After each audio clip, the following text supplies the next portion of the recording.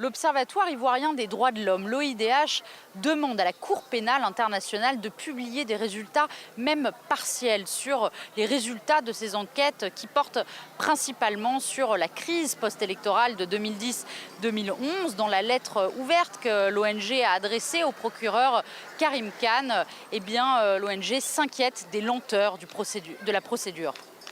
On ne peut pas continuer dans cette tradition d'impunité, on ne peut pas continuer dans cette tradition de lenteur.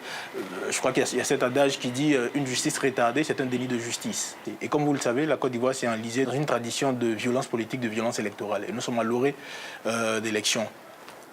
Ces violences-là, nous semble-t-il, sont nourries par l'impunité, justement. Il faut que la lumière soit faite, que les responsabilités soient situées et que les auteurs soient poursuivis, pour donner donc aux victimes la possibilité d'obtenir une indemnisation et une réparation et créer les conditions de la non-répétition des crises que nous avons connues. La Cour pénale internationale a ouvert 2 séries d'enquêtes en Côte d'Ivoire. La première, Côte d'Ivoire 1, a abouti par la condamnation de l'ancien président Laurent Gbagbo et de son ancien bras droit Charles Blé Goudé pour crimes contre l'humanité. Ils ont par la suite tous les deux été acquittés. La seconde, Côte d'Ivoire 2, concerne elle plutôt les proches de l'actuel président Alassane Ouattara et elle est toujours en cours. Alors si le bureau du greffe de la CPI à Abidjan doit fermer d'ici un an, le procureur et l'institution ont promis que les enquêtes, elles, se poursuivront.